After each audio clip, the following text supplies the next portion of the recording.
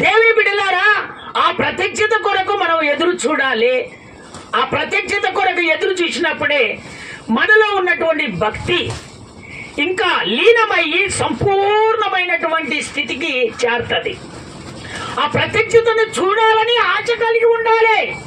ప్రార్థన చేస్తున్నామంటే, కన్నీరు కాచి ప్రార్థన చేస్తున్నామంటే అది కాదు ప్రార్థన. నీ ప్రత్యక్షతను నాకు చూపవా ప్రభువా, నీ ప్రత్యక్షత ద్వారా నా కార్యాన్ని జరిపించవా ప్రభువా, నీ ప్రత్యక్షత ద్వారా అయ్యా ఆగిపోయినటువంటి అయ్యా నా పనులన్నీ అయ్యా జరగాల ప్రభు అని, నీ ప్రత్యక్షత ద్వారా జరిపించాల ప్రభు అని నువ్వు కన్నీరు కాచి నువ్వు ప్రార్థన చేసినప్పుడు ఖచ్చితంగా ఆయన ఏది చెయ్యక మానడు. ఆయన ఖచ్చితంగా చేస్తాడు. కానీ ఒకరు చూసి భక్తి నీరసిల్లిపోతుంది. అసలు భక్తి నీరసిల్లిపోతుంది. ఎందుకు నీరసిల్లిపోతుంది అంటే, వాళ్ళని చూసి వీళ్ళని చూసి నీ భక్తి ఖరాబు చేసుకుంటున్నావు. నీ క్రమము నీ పద్ధతిని నువ్వు ఖరాబు చేసుకుంటున్నావు. దేవుని బిడ్డలారా, ఒకవేళ వాటినన్నిటిని నువ్వు తీసివేసి దేవుని చిత్తానుసారంగా నువ్వు నడుచు, ఆ సంపూర్ణ కలిగి నిరీక్షణ కలిగి నువ్వు ఉండు.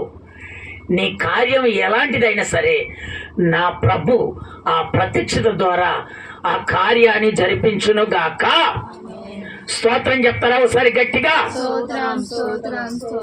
1 పేతురుకు రాసిన పత్రిక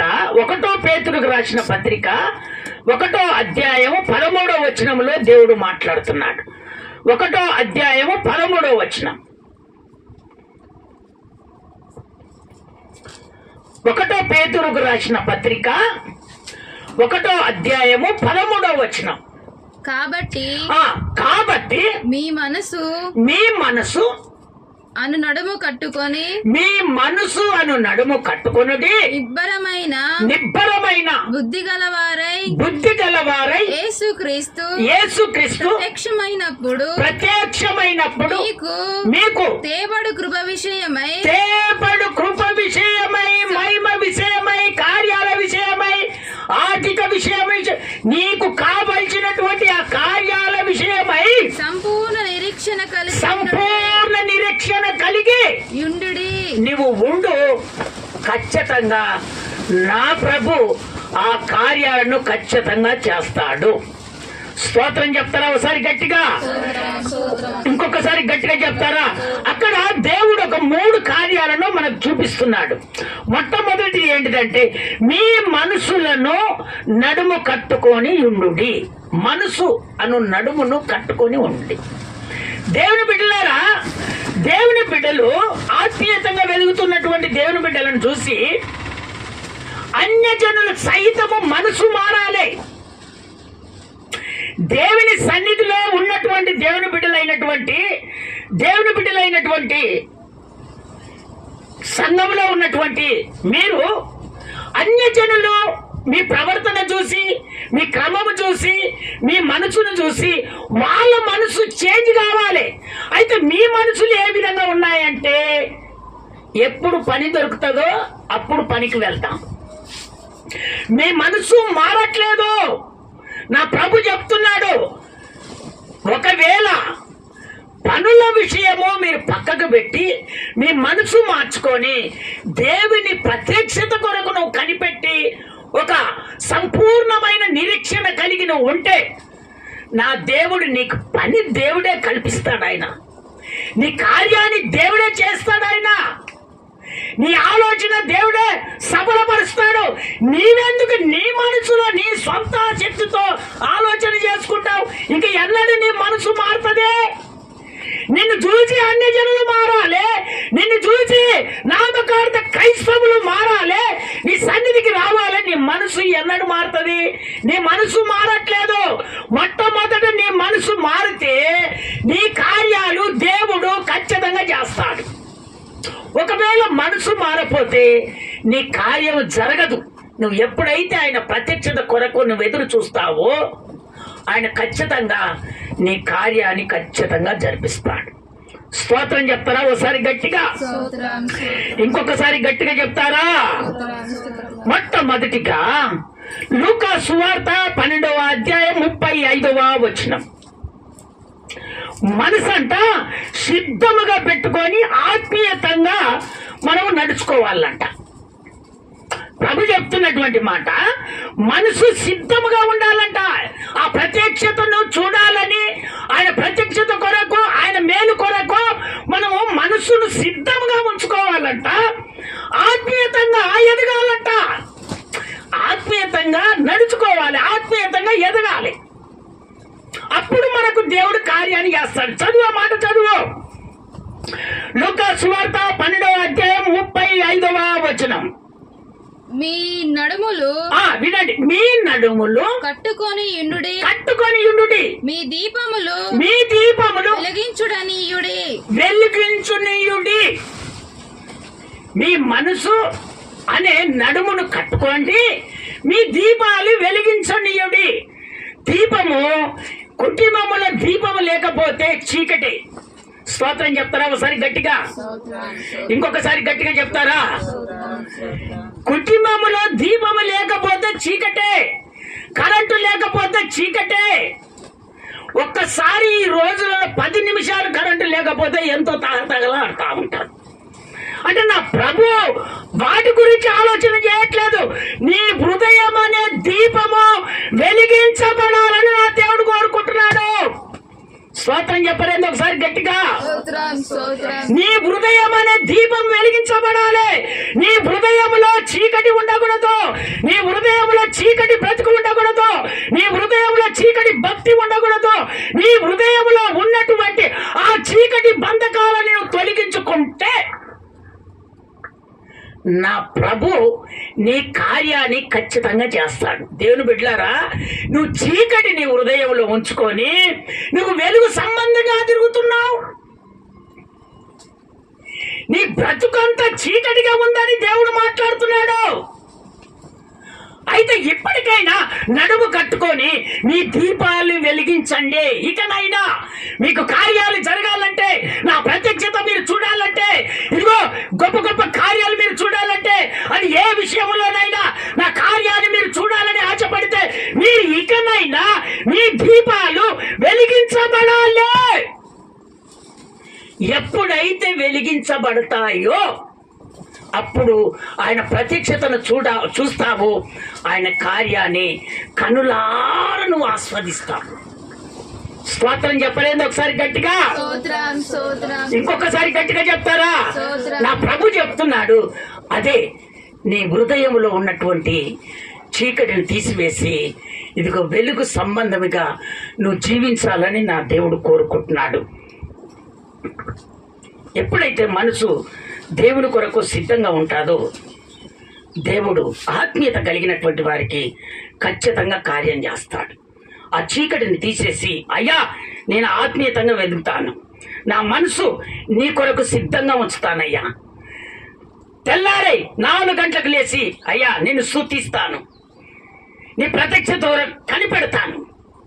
నాకు సమయం దక్కినప్పుడల్లా నా పని కొరకు నీ ప్రత్యక్షతను కనిపెడతానయ్యా. నీకు సమయం దొరికినప్పుడల్లా ఆయన ప్రత్యక్షతను చూడ. ఆయన ప్రత్యక్షతలోనే ఆశీర్వాదం ఉంది, ఆయన ప్రత్యక్షతలోనే మేలుంది, ఆయన ప్రత్యక్షతలో నీకు కావాల్సినటువంటి సకలమైనటువంటి ఉన్నాయి, ఆయన ప్రత్యక్షతలో ఉన్నాయి. ఆయన ప్రత్యక్షత చూడవు, ఆయన చూడవు. చెట్ల కాడ జోడు పెట్టుకునే కాల కూర్చొని భక్తి చేస్తారు. భక్తులారా, మీరు ఆ పని చేయకండి. దేవుని నమ్ముకున్నటువంటి దేవుని బిడ్డలారా, మీరు అలాంటి పనులు మీరు చేయకండి. ఎందుకంటే నా దేవుడు నిన్ను చూసి దుఃఖిస్తాడు. అందుకనే నువ్వు వెలిగించబడాలని నా దేవుడు కోరుకుంటున్నా. ఇకనైనా నీ హృదయంలో ఉన్నటువంటి ఆ చీకటిని నువ్వు తీసివేసి నీ హృదయాన్ని వెలిగించాలని నా దేవుడు కోరుకుంటున్నాడు. స్తోత్రం చెప్తారా ఒకసారి గట్టిగా? ఇంకొకసారి గట్టిగా చెప్తారా? మనసు చేంజ్ అయిపోతుంది, ఒక్కొక్కరికి మనసు చేంజ్ అయిపోతుంది. ఇప్పుడు నామకార్థ క్రైస్తవులు ఏది చేస్తారో దాన్ని ఫాలో అవుతారు కొంతమంది. ఏం తెలియకపోతే ఆమె 10 సంవత్సరాలు నమ్ముకుంది కదా, ఆమె చెప్పిందే వేదం అంటారు. దేవుని బిడ్డలారా, ఆత్మీయతంగా ఈ రోజు నువ్వు 10 రోజులు దేవుని నమ్ముకున్నా గానీ ఆత్మీయమైనటువంటిది నీలో ఉంటే, ఆ మనసు స్థిరముగా ఉంచుకొని సంపూర్ణమైన భక్తి చేస్తే దేవుడు నీ దగ్గర ఉంటాడండి. ఆ 20 సంవత్సరాల దగ్గర కాదు, 10 సంవత్సరాల దగ్గర కాదు. నీవు సంపూర్ణమైన భక్తి చేసి నిరీక్షణ కలిగి ఆయన కొరకు ఎదురు చూస్తున్నటువంటి నీవు నీ ఎదుటనే ప్రత్యక్షమైతాడు. వాళ్ళకి ప్రత్యక్షమైతాడు. ఎక్కడ చూస్తారు వాళ్ళు? వాళ్ళకడ దేవుని భక్తి ఉందని అనుకుంటున్నారా? లేదు. విరోధమైనటువంటి భక్తి ఉంటది. వాటిని ఫాలో కాకూడదు. నామకార్థుల జీవితంలోనికి వెళ్ళకూడదు. వాళ్ళ జీవితాలు ఎప్పుడు వెలిగించబడవు. వెలిగించబడ్డాయని నటిస్తారు తప్ప, నిన్ను వెలిగిస్తామని చెప్తారు తప్ప, వాళ్ళది మొత్తం చీకటి ఉంటుంది. స్తోత్రం చెప్తారా ఒకసారి గట్టిగా? ఇంకొకసారి గట్టిగా చెప్తారా? అందుకని నా మనసు అయ్యా నేను ఇక్కడి నుంచి వెలిగించబడతాను అని నీలో ఉంటే నా ప్రభు ఖచ్చితంగా నీ కార్యాన్ని జరిపిస్తాడు. నువ్వు కనులార ఆ కార్యాన్ని చూడబోతున్నావు. స్తోత్రం చెప్తారా ఒకసారి గట్టిగా? ఇంకొకసారి గట్టిగా చెప్తారా? చూడండి, ఒక భక్తుడు దానియేలు పుస్తకంలోనికి వస్తారా మీరు? 1వ అధ్యాయము 8వ వచనంలో ఓ మాట చదువుతారా? దానియేలు పుస్తకము 1వ అధ్యాయము 8వ వచనం. రాజు భుజించు భోజనమును పానము చేయు ద్రాక్షరసమును పుచ్చుకొని తాను అపవిత్రపరచుకొనకూడదని దానియేలు ఉద్దేశించి తను అపవిత్రుడు కాకుండానట్లు వాటిని పుచ్చుకొనకుండా సెలవిమ్మని సంపులకు అధిపతిని వేడుకొనగా ఆయన వేడుకున్నాడు. ఎందుకు ఆయన వేడుకుంటున్నాడంటే ఆయన మనసు సిద్ధముగా ఉన్నది. దేనికి సిద్ధముగా ఉన్నదంటే ఆయన మనసు దేవుని ప్రత్యక్షత కొరకు సిద్ధంగా ఉన్నది. ఆయన ప్రత్యక్షతం అవుతాడు, నాకు ఘనమైనటువంటి కార్యాన్ని చేస్తాడు, నన్ను ఈ స్థితి నుంచి ఇంకో స్థితికి మారుస్తాడు, ఉన్న స్థితిలోనే నన్ను దేవుడు ఉంచకుండా గొప్ప గొప్ప ఆశీర్వాదంతో నన్ను తీసుకొని వెళ్తారని ఆయన మనసు ఆయన మనసు దేవుని మీదనే పడింది కానీ, ఆ ప్రత్యక్షత మీదనే పడింది కానీ, ఆ పవిత్రత మీద పడింది కానీ, ఇదిగో ఆ మాటలకు ఈ మాటల్లోనికి ఎంతమంది మనసు మార్చినా కూడా దేవుని ప్రత్యక్షతకు కనిపెడుతున్నాడు కానీ, దేవుని ఆశీర్వాదాన్ని కనిపెడుతున్నాడు కానీ, సొంత సహాయ శక్తితో ఆయన కనిపెట్టట్లేదు. స్తోత్రం చెప్తారా ఒకసారి గట్టిగా? ఇంకొకసారి గట్టిగా చెప్తారా? దేవుని బిడ్డలారా, అక్కడ రాజు 3 సంవత్సరాల వరకు నేను తిన్న ఆహారము, నేను తాగుతున్నటువంటి ద్రాక్ష రసాన్ని ఈ కొంతమంది యవనస్తులకు మీరు పెట్టి 3 సంవత్సరాల తర్వాత వాళ్ళను నాకు అప్పగించాలి.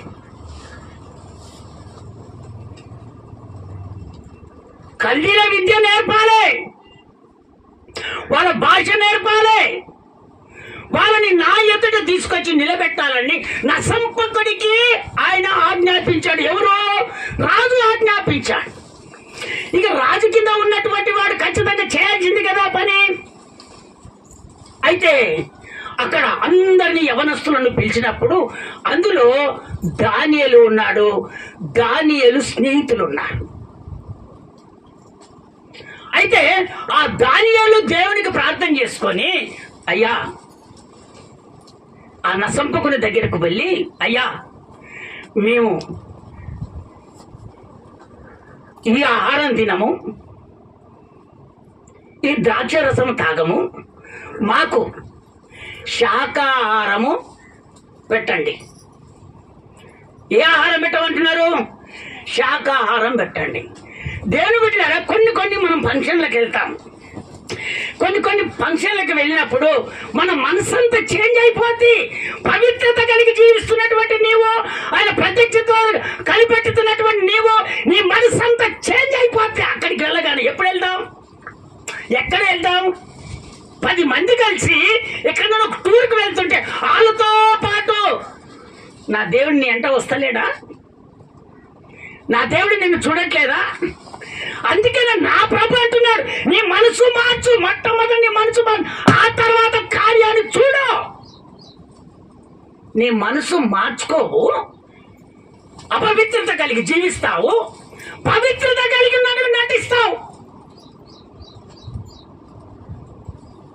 అక్కడ అయ్యా ఒకవేళ రాజు నన్ను చంపినా చంపుతాడు, లేదా నా ఉద్యోగం లేకుండా చేస్తాడు, నేను బ్రతికేది ఎట్లయ్యా అని ఆ యవనస్తుని అడిగితే, అయ్యా ఒకవేళ విను, ఒకవేళ 10 రోజులు మాకు శాకాహారం పెట్టి నువ్వు పరీక్షించు.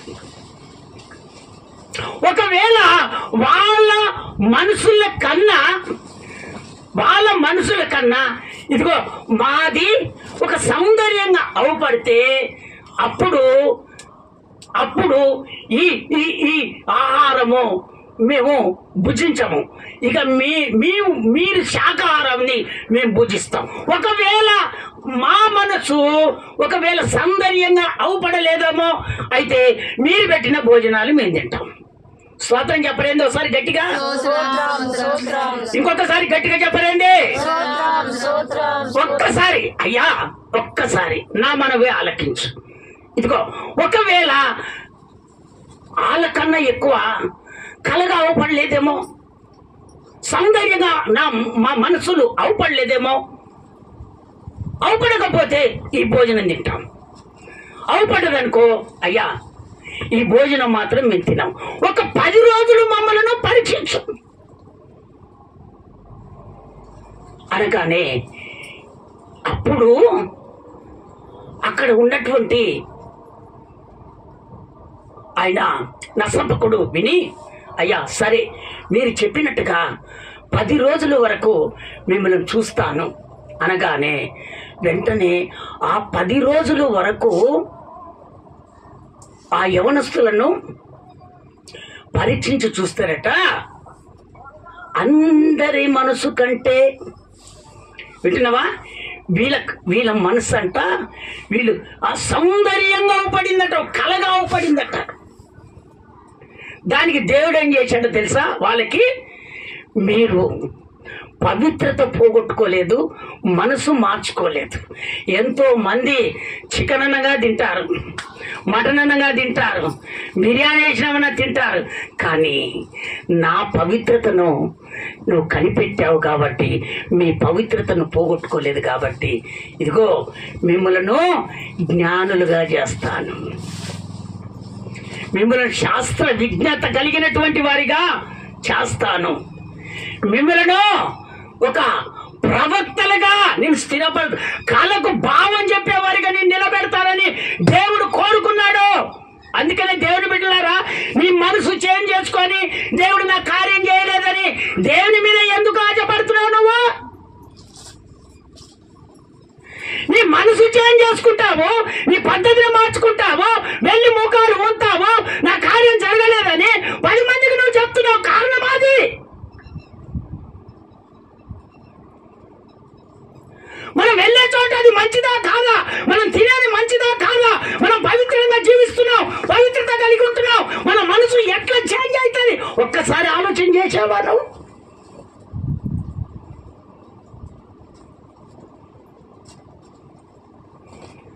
అక్కడ 3 స్నేహితులు, 4 పవిత్రతను పోగొట్టుకోలేదండి. అదే మాదిరిగా నిలబడ్డారు. చూడు, వాళ్ళకంటే వీళ్ళ శరీరాలని ఇదిగో ఒక సౌందర్యంగా అవపడ్డాయట, ఒక కలగా సౌందర్యంగా అవపడ్డాయట.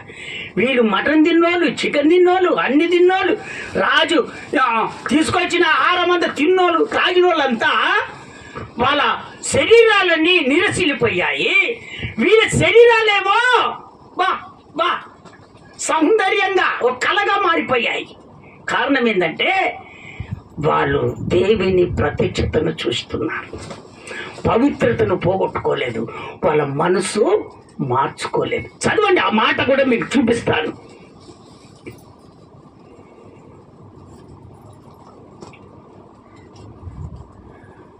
దానియేలు పుస్తకము 1వ అధ్యాయం 20వ వచనం. రాజు వీరి యొద్ద విచారణ చేయగా, చూడు, రాజు వీరి యొద్ద విచారణ చేయగా జ్ఞాన వివేకము గల సంబంధమైన ప్రతి విషయములో వీరు తన రాజ్యమంతట నుండు చెక్కున గాన్ల కంటెను, చూడు, శకున గాడ్ల కంటెను, గాడిద విద్య వారి కంటెను 10 అంతులు శ్రేష్ఠులని తెలియబడెను. ప్రతి 10 అంతులు శ్రేష్ఠులని తెలియపరచబడ్డాయి రాజు దగ్గర. పవిత్రత నీలో ఉంటే శకునులు కాదు, మంత్రం కాదు, యంత్రం కాదు, తంత్రం కాదు, ఏమి చేయలేవు. నీ మనసు ఇకనైనా మార్చుకోమని నా దేవుడు హెచ్చరిస్తున్నాడు. నీ మనసు ఎప్పుడైతే మారుతుందో ఆయన నీ కార్యం చేయటం దేవుడు మొదలు పెడతానే ఉంటాడు. నీ మనసు మారాలి. మనసు మారకుండా ఎప్పుడైతే నీ మనసు మారకుండా ఉంటావో అపజయ పాలైపోతావు. నీ మనసు మారితే నువ్వు జయాన్ని పొందుకుంటావు. అందుకనే నా ప్రభు అక్కడ వాళ్ళని చూసావా, అక్కడ వాళ్ళని ఇదిగో గారడి విద్య కల్లా ఇదిగో శకున వారి కన్నా శ్రేష్ఠులుగా రాజు అంత తీర్మానం చేసుకున్న వాళ్ళను పరీక్షించాడంటే వాళ్ళలో ఎంత భక్తి ఉంది, ఎంత పవిత్రత ఉంది. అదే కాదు, ఆ 17వ వచనం చదువు నాన్న, 17వ వచనం చదువు. ఈ నలుగురు బాలుల సంగతి ఏమనగా దేవుడు వారికి జ్ఞానమును సకల శాస్త్ర వీనతను నీవే వివేచన యోచనయు అనుగ్రహించెను. మరియు దానియేలు సకల విధములకు దర్శనములను గ్రహించు తెలివి కలవాడై ఉండెను. ఎందుకంటే ఈ రోజులలో దేవుని బిడ్డలమైనటువంటి మనము ఆత్మీయతంగా వెదుగుతున్నటువంటి మనము ఒక్కసారి ఆ వాక్యాన్ని వాళ్ళను ఒక్కసారి కనుదృష్టిలో పెట్టుకోవాలి. మనం వాళ్ళు ఎవరో తెలుసా? షడ్రక్, మేషక్, అబేద్నెగో. వాళ్ళు దానియేలుకు స్నేహితులు. ఈ నలుగురు పవిత్రత కలిగి జీవించాడు. ఇదిగో అక్కడ ఉన్నటువంటి ఆ ప్రపంచాన్ని వాళ్ళు మార్చివేశారు. స్తోత్రం చెప్తారా? ఒకసారి గట్టిగా, ఇంకొకసారి గట్టిగా చెప్తారా? ఈ పట్టణాన్ని మార్చడానికి ఒక్కరు చాలు. పవిత్రత కలిగి జీవిస్తున్నటువంటి వాళ్ళు ఒక్కరు చాలు, అందరూ అవసరం లేదు. ఆ ఒక్కరు ద్వారానే దేవుడు ఈ పట్టణానంతా మార్చగలడు. కానీ నువ్వేం చేస్తున్నావంటే ఆ మాటలు ఈ మాటలు విని నువ్వు పవిత్రత పోగొట్టుకొని నీ మనసు చేంజ్ చేసుకుంటున్నావు. ఒక్కరు చాలు. ఆ ఒక్కొక్క పట్టణంలో ఉన్నటువంటి మన వాళ్ళంతా నిలబడితే ఈ పట్టణము మార్చబడదంటారా? చేతులెత్తి ఒకసారి హారలు చెప్తారా? ఇంకొకసారి గట్టిగా చెప్తారా? అందుకనే దేవుని బిడ్డలారా, ఒక ప్రత్యక్షత కలిగి ఆ విధంగా మనం జీవించినప్పుడు దేవుడు ఖచ్చితంగా షడ్రక్, మేషక్, అబేద్నెగో, దానియేలును నిలబెట్టినటువంటి దేవుడు మీ అందరినీ నా దేవుడు నిలబెట్టును గాక. ఒక్కసారి స్తోత్రాలు చెప్తారా? రెండవదిగా నిబ్బరమైన బుద్ధి కలిగి ఉండుడి అన్నాడు. రెండవది ఏంటిది? నిబ్బరమైన బుద్ధి కలిగి ఉండుడి. నిబ్బరం అనగా ఏంటిది అమ్మా? ఆ ధైర్యంలోనే ఓర్పు ఉండాలి. నిబ్బరము కలిగి ధైర్యంలోనే ఓర్పు ఉండాలి. ధైర్యం అంటే ఇక నాకు ధైర్యం ఉండి నేను ఏదైనా చేయగలుగుతానా అనేది కాకుండా ఓర్పు ఉండాలి. ఈ ఓర్పు ఎప్పుడు వస్తుందంటే దేవుని భక్తి చేసినప్పుడు ఓర్పు నీకు వచ్చేస్తుంది. నువ్వు ఏదైనా చేయగలుగుతావు కానీ, ధైర్యంగా ముందుకు వెళ్తావు కానీ, ఇదిగో ఓర్పుతో అది జరగని పని కూడా నువ్వు జరిపించుకొని వచ్చేస్తావు. స్తోత్రం చెప్తారా ఒకసారి గట్టిగా? ఇంకొకసారి గట్టిగా చెప్తారా? ధైర్యవంతునికి ఓర్పు ఉండాలి. ధైర్యవంతునికి ఓర్పు ఉండాలి. ప్రార్థన పరునికి ఓర్పు ఉండాలి. ఆత్మీయత కలిగిన వారికి ఓర్పు ఉండాలి. ఆత్మీయత కలిగిన వారికి ఓర్పు లేకపోతే జయాన్ని పొందుకోలేము, విలువను మనం పొందుకోలేము, ఆశీర్వాదాన్ని మనం పొందుకోలేము. మనం అభివృద్ధి కావాలంటే ఓర్పు అవసరము. ధైర్యం ఎంతో ఓర్పు అంత ఉండాలి. అప్పుడే నువ్వు జయాన్ని పొందుకుంటావు, తప్ప నువ్వు జయాన్ని పొందుకోలేవు. ధైర్యంతో తలుపు ఓర్పు ఉండాలి. చూడండి, ఒక భక్తుడు శుశాను కోటలో రాజు గిన్నె అందించేవాడిగా ఉన్నాడు. అంటే రాజుకు పరిచర్య చేసేవాడిగా ఉన్నాడు. ఆ యెరూషలేము ప్రాంతంకి వెళ్ళి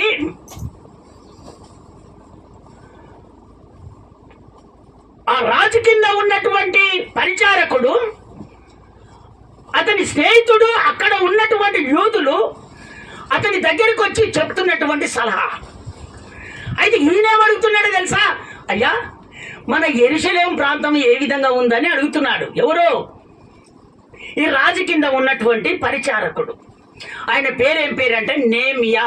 ఆయన పేరేం పేరు? నేమియా. ఎట్లా ఉన్నారు? అరే ఎట్లా ఉన్నావు స్నేహితుడా? మన ఊరు మనం అడిగేది మొట్టమొదట ఎక్కడైనా ఊరికి వెళ్తే మన స్నేహితులు, మన ఊరోళ్ళు ఎవరైనా వచ్చినప్పుడు మనం అడిగేది ఏంది? మొట్టమొదట మన ఊరు ఎట్టుంది, మన ఊరిలో ఉన్నటువంటి వాళ్ళు ఎట్లున్నారు, పంటలు ఏ విధంగా పండుతున్నాయి, సంతోషంగా ఉన్నారా అని మొట్టమొదటిగా అది అడుగుతాం. అంతేనా కదమ్మా? అదే అడుగుతాం. అయితే అక్కడికి వెళ్ళి అడిగితే వాళ్ళు చెప్తున్నారన్నా, ఏం చెప్పాలన్నా, ఇదిగో యెరూషలేము ప్రాకారాలన్నీ కూలబడిపోయాయి, అగ్ని చేత కాల్చబడ్డాయి, అక్కడ ఉన్నటువంటి వారికి శ్రమలు, బాధలు, ఇబ్బందులు, అయ్యా మేము తట్టుకోలేక పారిపోయి తిరిగి వచ్చామని చెప్పారు. చెప్పగానే ఆయనకు తన మనసులో ఎంతో బాధ వచ్చేసింది. అబ్బా, యెరూషలేము ప్రాకారాలు కూల్చబడ్డాయా, అగ్ని చేత కాల్చబడ్డాయా అని ఎంతో చింతిస్తా ఉన్నాడు. యెరూషలేము అనగా దేవుని మందిరం. ఒక హల్లెలూయా చెప్తారా గట్టిగా? ఇంకొకసారి గట్టిగా చెప్తారా? అతనికి అక్కడ ఉన్నటువంటి ఇదిగో ఆ నేమ్యకు తన దృష్టి ఎక్కడ పడిందో తెలుసా? దేవుని మీద, దేవుని మందిరం మీద. కొంతమంది మనోళ్ళు 4 రోజులు అక్కడ ఉంటే మన మందిరం మీద ఉండదు. మనోళ్ళకి ఎట్లుంటది అంటే ఆ మందిరం మీద ఉంటుంది. ఈయనకి ఏ మందిరం మీద ఉందమ్మా? ఏ మందిరం ఉంది? ఎక్కడ ఉంది? ఆయనకి ఎక్కడ ఉంది? ఆయన స్థలం మీద. నువ్వెంత దూరం ఉన్నా, ఎక్కడ ఉన్నా, నువ్వు చోట్ల ఉద్యోగం చేస్తున్నా, నువ్వు ఏం చేస్తున్నా, నీ స్థితిని మార్చుకోకూడదు, నీ పద్ధతిని మార్చుకోకూడదు. నువ్వు ఉద్యోగస్తులేక నువ్వు ఉద్యోగమే చేయి, నువ్వు ఏది చేయి, కానీ దాని మాత్రము కన్నీరు కారుస్తున్నటువంటి దైవజనుని ప్రార్థన ఖచ్చితంగా దేవుడు వింటాడు. వింటున్నారా? నువ్వు ఎక్కడ ఉన్నా నీ స్థితిని మార్చబడాలి, నీ జీవితం మార్చబడాలి, నీ ప్రకృతి అన్ని మార్చబడాలి. ఎప్పుడైతే ఆ విధంగా నువ్వు మార్చబడతావో నీ జీవితము పరిమళ వాసనగా నా దేవుడు చేస్తాడు. కార్యము జరగకుండా నా దేవుడు మార్చాడు. మనోళ్ళు అక్కడికి పోతే ఇప్పుడు మన మందిరాన్ని పక్కకు పెట్టేసి వాళ్ళు ఏం చేస్తారంటే వాళ్ళ మందిరంలో ఉన్నట్టు ఆ విధంగా ఫీల్ అయిపోతుంటారు కొంతమంది. అందుకని దేవుని బిడ్డలారా, ఒక్కసారి ఆలోచన చేసుకొని ఆ స్థితిగతిని చూసుకొని మనసు మార్చుకోవాలని నా దేవుడు ఈరోజు నీవు మాట్లాడుతున్నాడు. ఒక్కసారి స్తోత్రాలు చెప్తా, ఇంకొకసారి గట్టిగా చెప్తారా తెలుసా? ఆ ప్రకారము దినాలు ఉపవాసం ఉండి ప్రార్థన చేస్తున్నాడు. ఎంత భారము చూడండి. నా మందిరం నా మందిరం సంతోషంగా ఉండాలి, ఆత్మీయతంగా నా మందిరం ఎదగాలని ఉండదు. ఆ స్థితిగతులన్నీ తీసివేసుకొని కడుతున్నటువంటి మాటలు స్థిరపరచుకొని జరిపించకుండా ఖచ్చితంగా నా దేవుడు నీ మీద వస్తాడు. ఎందుకంటే దైవజనుడు ఎక్కడికి ఎందుతదే అయ్యా చూసి ఎవనాడు యోగును, నా సేవకుడు ఆకాశం ఉండి దొంగలారా ప్రాగుని దగ్గర పోయి క్షమాపణ అడుగుపా అడిగిన తర్వాత ప్రార్థన చేస్తే తన స్నేహితులన్నిటి ప్రార్థన వ్యర్థం కాకూడదు. నీ కురానికి, నీ కుటుంబం కురానికి, నీ కొంతమందికి మనోళ్ళు లేరు. కొన్ని సంఘాలలో విధున్నటువంటి మాట, ఈ స్థితిని మార్చిపోయావంటే మన జీవితంలో దేవుని దగ్గర మనం ఏమీ సాధించలేము, సాక్షిబిడ్డగా మనము నిలబడలేము. కారణం ఏంటంటే నీ స్థితిని నువ్వు ఎప్పుడు మార్చుకోకూడదు. రాజుకు ఈయనే నేమియా చాలా అందరూ లేకున్నా ఒకటే గాని నేమియా మాత్రం ఆ రాజు కింద పరిచారకుడుగా ఉండాలి. అయితే ఆ రాజు ఎప్పుడు సంతోషంగా ఉంటాడు. ఎప్పుడు ఏదైనా పని చెప్తే హుషారుగా వచ్చి మారిపోయింది, చేంజ్ అయిపోయింది, మనసంతా బక్కజినిపోయింది. నేమియా ఇక్కడ రా అంటే, ఇంత మునుపు నువ్వు ఒక కలగా మాదిరిగా అవుపడ్డావు, నువ్వు బాధలో ఉన్నావు, ఏంది నేమియా అంటే, అయ్యా నా యెరూషలేము గోడలు కూలిపోయాయి అయ్యా, చబడ్డాయ్యా, అందుకనే నేను బాధపడుతున్నానయ్యా అని ఏడుస్తున్నాడు. ఎవరి దగ్గర ఏడుస్తున్నాడు? రాజు దగ్గర ఏడుస్తున్నాడు. అయితే ఏంటి, ఏం చేయమంటావు? అయ్యా నాకు కొన్ని దినాలు నేను యెరూషలేము ప్రాంతం వెళ్ళాలి, యెరూషలేము ప్రాంతం వెళ్ళాలి, యెరూషలేము ప్రాంతం నేను మళ్ళీ కట్టియాలి. ధైర్యం ఉండాలి, ఓర్పు ఉండాలి. భక్తి చేస్తున్నటువంటి దేవుని బిడ్డలారా, ధైర్యంతో పాటు ఏముండాలి? ఓర్పు ఉండాలి. వెంటనే రాజు దగ్గర సలహా తీసుకొని వెంటనే వచ్చేసాడు. వచ్చి రాగానే అక్కడ పడిపోయిన ఎట్టి ఇగో కుప్పలు కుప్పలుగా పడినటువంటి అన్ని చూసి కన్నీరు కాచి అక్కడ ఉన్నటువంటి వారందరి కొరకు ప్రార్థన చేసి ఇక యథావిధిగా కట్టించడం మొదలు పెట్టాడు. అక్కడ ఉన్నటువంటి రాజు కింద ఉన్నటువంటి వాళ్ళు, ఇదిగో కూల దోచినటువంటి వాళ్ళు, సన్మటలు, టోపియా, వీళ్ళంతా ఏం చేస్తున్నారంటే హెచ్చడి చేస్తున్నారు. ఓ అన్ని కూర్చోబడినాయి, అన్ని ఈ యూదులు దేవుని నమ్ముకున్నటువంటి వాళ్ళు కట్టించగలరా? మేము చూడపోయినావా? ఒకవేళ కట్టించినా తొందర నక్క పైకి వెళ్తే కూలిపోతాయి, ఎప్పుడో ఏదో చేస్తే కూలిపోతాయి, వాళ్ళ నుంచి అవుతుందా అని ఇరబిగితే అందరిని కూడా కట్టుకున్నాడు. అందరిని కూడా కట్టుకొని నైట్ పగులు తేడా లేకుండా ఆ గోడలు కట్టించటానికి ఒక చేతుల్నేమో ఏంటిది, ఒక చేతుల్నేమో కత్తి, ఒక చేతుల్నేమో పని చేసే పనిముట్టు. చదవండి, ఆ మాట చదవండి. నేమియా పుస్తకం 4వ అధ్యాయం 17వ వచనం. నాయన నేమియా పుస్తకం 4వ అధ్యాయం 17వ వచనం. గోడ కట్టువారును బరువు మోయువారును బరువులు ఎత్తువారును ఒక్కొక్కరు ఒక చేతితో పని చేసి ఒక చేతితో ఆయుధములు పట్టుకొని ఉన్నారు. మనం ఏం చేస్తాం తెలుసా? ఏదో ఒక మాట చెప్తే పక్కలంగా చెప్పకుండా జారిపోయి కూర్చుంటాం. ఒకే ఒక్కడు. ఎంతమంది? ఒకే ఒక్కడు.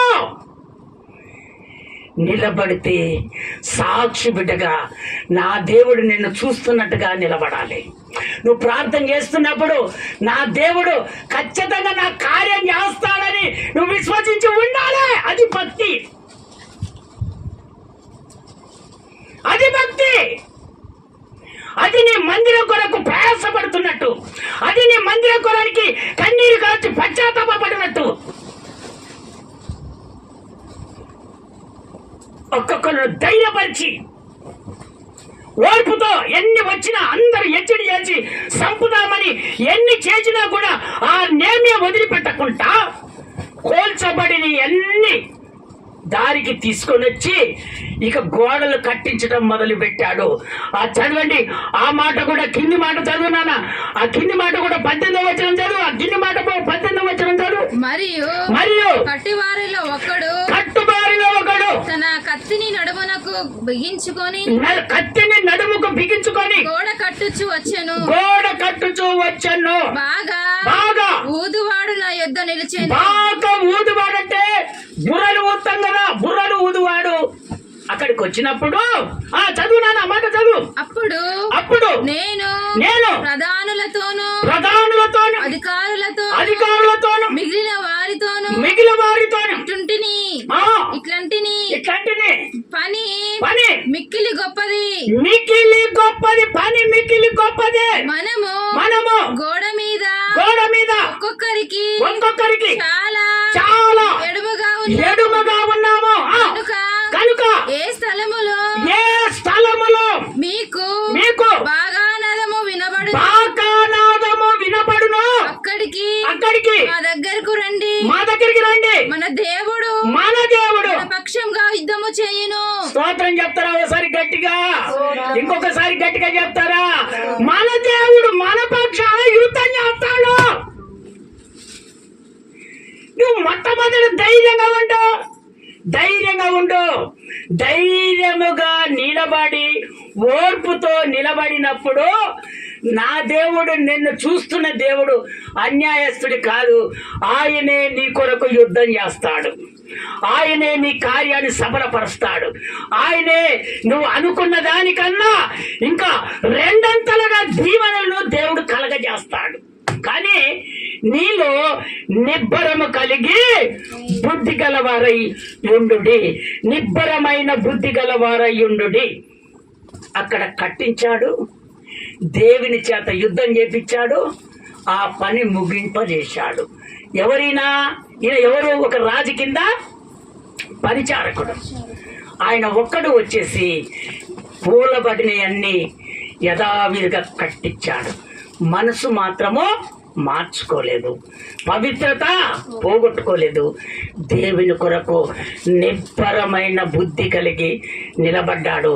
దేవుడు ఎంతో సంతోషపడ్డాడు నేమియను చూసి. స్తోత్రం చెప్తారా? ఒకసారి గట్టిగా, ఇంకొకసారి గట్టిగా చెప్తారా?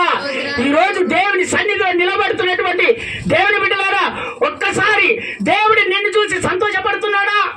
నేను చూసి నీ కార్యం చేస్తున్నాడా? నేను చూసి నీకు ఏది కావాలో నువ్వు అడుగుతున్నప్పుడు ఆ కార్యాన్ని దేవుడు చేస్తున్నాడా? చేయకపోతే కారణం ఏంటంటే నీ మనసు ఎక్కడన్నా మారిందేమో. మనసు మార్చుకోకూడదు, అపవిత్రంగా జీవించకూడదు. నా దేవుడు చూస్తున్నాడు, ఆయన నీతో మాట్లాడాడు.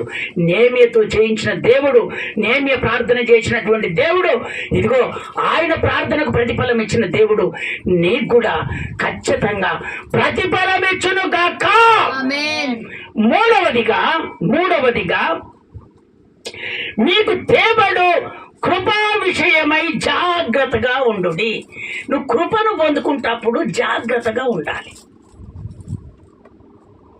నువ్వు దేవుడి దగ్గర రక్షణ పొందుకుంటప్పుడు, దేవుడి దగ్గర ఆశీర్వాదం పొందుకున్నప్పుడు నువ్వు జాగ్రత్తగా ఉండాలి. నీ కృపను పోగొట్టుకోకూడదు. అప్పటి వరకు నమ్మకంగా ఉంటారు. సాతానుడు ఏదో ఒక వెర వేస్తే అప్పుడే భక్తి చెడగొట్టుకుంటాడు. అందుకని నా ప్రభు అంటున్నాడు, అక్కడ ఏమంటున్నాడు నా ప్రభు? చూడు, మీకు తేబడు కృపా విషయమై జాగ్రత్తగా ఉండు. నువ్వు ప్రార్థన చేస్తున్నప్పుడు ఆయన ప్రత్యక్షత ద్వారా నిన్ను ఆశీర్వదించడానికి నీ దగ్గరికి దేవుడు వస్తాడు. కానీ నువ్వు జాగ్రత్తగా ఆ ప్రార్థనను పోగొట్టకుండా ఆ ప్రార్థనతోటే నువ్వు ముగించదాకా అయితే అదే మాదిరిగా ఉంటే నా దేవుడు నీ కార్యాన్ని ఖచ్చితంగా చేస్తాడు ఆయన. అంతే. చదవండి ఆ మాట, చదవండి ఆ మాట, చదవండి నాన్న. లూకా సువార్త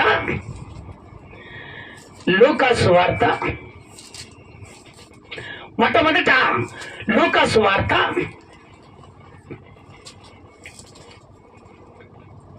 2వ అధ్యాయము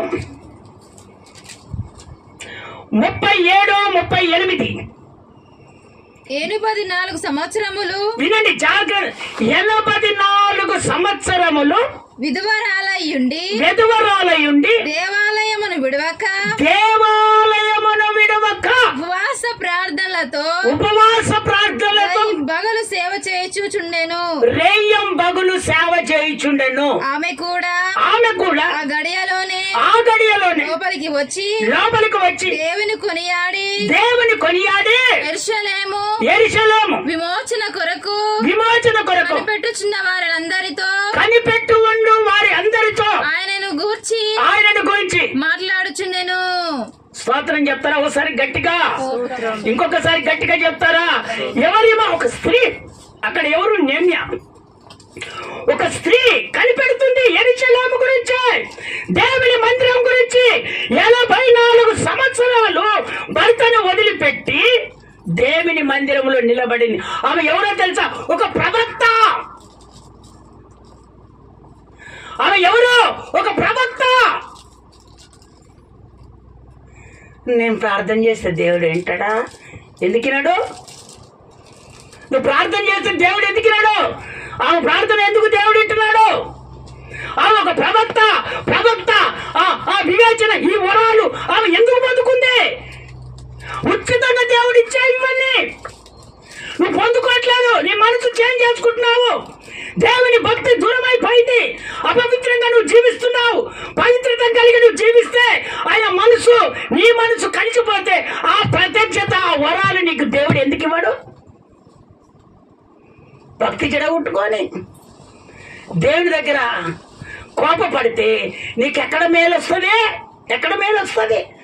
మొట్టమొదట దేవుని దగ్గరికి వచ్చేటప్పుడు కన్నీరు పశ్చాత్తాపంలో నిలబడి రాను ఆశీర్వాదం కొలది దేవునికి దూరమై అప్పుడు చేసిన దేవుడు ఇప్పుడు చేయట్లేదని నువ్వు కన్నీరు కాస్తావా? దేవుని బిడ్డలారా, నా దేవుడు చక్కగా మీతో మాట్లాడుతున్నాడు. ఇప్పటి నుంచి వాటినన్నిటిని మీరు తీసివేసుకొని ఇదిగో ఆ భక్తి కలిగి జీవించండి. ఆమె పేరేం పేరో తెలుసా? అన్న. చదువు ఆ మాట, చదువు నాన్న. అదే లూకా సువార్త 2వ అధ్యాయంలో 36వ వచనం చదువు నాన్న. 36వ వచనం చదువు. మరియు అషేరు గోత్రకురాలను పనియేలు కుమార్తె అయిన అన్న అను ఒక ప్రవక్త ఉండెను. ఆమె కన్యత్వము మొదలుకొని 7 ఏళ్ళు పెనిమిటితో సంసారం చేసి బహుకాలము గడిచినదై ఆమె పెళ్లి చేసుకుంది. ఇప్పుడు భర్త సాధకపోతే బాధ వచ్చేస్తుందా రాదా? స్వాతం చెప్పలేదు. ఒకసారి గట్టిగా, ఇంకొకసారి గట్టిగా చెప్తామా? కానీ ఆమె ఇంకా ఎక్కడ చూసుకోలేదు, ఎక్కడ ఏం చేసుకోలేదు. వెంటనే 7 సంవత్సరాలు భర్తతోటి ఉండి వెంటనే దేవుని మందిరానికి వచ్చేసి 84 సంవత్సరాలు పరిశుద్ధత కలిగి ఆ యెరూషలేము ప్రత్యక్షత కొరకు కనిపెట్టి ఆమె నిలబడింది. దేవుని బిడ్డలారా, ఈరోజు నేను ప్రార్థన చేస్తే దేవుడు వింటాడా? ఆమెకి ఎందుకిన్నాడు? నీకెందుకిన్నాడు? ఆమె కింద దేవుడు నీకెందుకిన్నాడు? ఆమె మీ దగ్గర స్త్రీ కదా. ఆమె ప్రార్థన చేసినప్పుడు విన్న దేవుడు మరి నీకెందుకు వరాలు ఇవ్వడు? నీకెందుకు బహుమానం ఇవ్వడు? నీకు కావాల్సినటువంటి మేలు దేవుడు ఎందుకు చేయడు? కన్యత్వము మొదలుకొని 84 సంవత్సరం వరకు దేవునికి ఉపవాసముతో వచ్చిన సంఘములో ఉన్నటువంటి వారందరికీ ప్రార్థన చేయటము, ఇదిగో ప్రవచించటము, అనేకులను బాగు చేయటము, విస్తారమైన ప్రజలను దేవుని మందిరానికి నడిపించటము ఇవ్వద్దు. ఇవెందుకు? నేను అనేది ఎప్పుడైతే మనకు ఉంటుందో దేవుని బిడ్డలారా, మనము లేస్తామేమనుకుంటాం కానీ నా దేవుడు మొఖాల దగ్గరనే వంచి పడేస్తాడు, పైకి లేవనియాడు. ఈ భక్తి ఎప్పుడు ఉండకూడదు. నువ్వెక్కడ నాటపడ్డావో, ఎక్కడ స్థిరముగా ఆత్మీయతంగా వెలుగుతున్నావో, నీ మందిరాన్ని పొరపాటున కూడా నువ్వు పోగొట్టుకోకూడదు. నీకు మేలుడు దేవుడు చేస్తాడు, ఆశీర్వాదం దేవుడు చేస్తాడు. నీ కనుదృష్టి పెట్టుకొని ఆ యెరూషలేము కొరకు ఎదురు చూడు, దేవుని మందిరం కొరకు ఎదురు చూడు. ఆ దేవుని మందిరములోనే ప్రతిష్ఠత కలిగినటువంటి దైవజనుడు ఉంటాడు, ఆత్మీయ జీవితం ఉంటుంది, ప్రత్యక్షత ఉంటుంది. నీకు కావలసినటువంటి ప్రార్థన అవసరాలు అక్కడ దొరుకుతాయి. నిన్ను పొరిగొల్పేవాడిగా, నిన్ను స్థిరపరిచేవాడిగా, ఒక ప్రార్థన పౌరుడిగా అక్కడ దైవజనుడు నిన్ను స్థిరపరుస్తాడు. స్తోత్రం చెప్తారా ఒకసారి గట్టిగా? ఇంకొకసారి గట్టిగా చెప్తారా? మొట్టమొదట వాక్యము, ఏ వాక్యము దేవుడు మనకు బోధించాడో చెప్పాలి. సంపూర్ణ నిరీక్షణ కలిగి ఉండుడి. 3 మాటలు చెప్పాడు. మొట్టమొదటి మాట, మనసు అను నడుము కట్టుకొని ఉండుడి. ఆ మనసు అనే నడుము ఎవరు కట్టుకున్నారు చెప్పలేండి? దానియేలు తన స్నేహితులు. స్తోత్రం చెప్తారా ఒకసారి గట్టిగా? రెండవది ఏంటిది? నిబ్బరము బుద్ధి కలిగి ఉండుడి. నిబ్బరమైన బుద్ధి కలిగి ఉండుడి. నిబ్బరమైన బుద్ధి కలిగి ఉండిన వారు ఎవరు? నేమియా. ధైర్యం ఉంది, ఓర్పు ఉంది, అందరిని సమకూర్చాడు. పడిపోయిన ప్రాకారాన్ని యెరూషలేమును మళ్ళీ కట్టించాడు. దేని ద్వారా? ఆయన బలము ద్వారా, దేవుని బలం ద్వారానా? దేవుని ప్రతిష్టత, దేవుని మహిమ ద్వారా కట్టించాడు. మూడవదిగా, మీరు తేబడు ఆ కృప విషయమై జాగ్రత్తగా ఉండుడి. ఇక్కడ ఎవరు చూపించాడు దేవుడు? అన్న. ఈ అన్న వేరు, ఆ అన్న వేరు. ఇప్పుడు అన్నారు, ఇద్దరున్నారు. ఈ అన్న వేరు, ఆ అన్న వేరు. ఆ అన్నకేమో సామ్యాలు కడుపులో మొట్టమొదట జన్మించాడు, పిల్లలు లేకపోతే. ఈమె కన్యత్వం మొదలుకొని 7 సంవత్సరాలు భర్తతో సంసారం చేసి, ఇక నాకు దేవుడే ముఖ్యం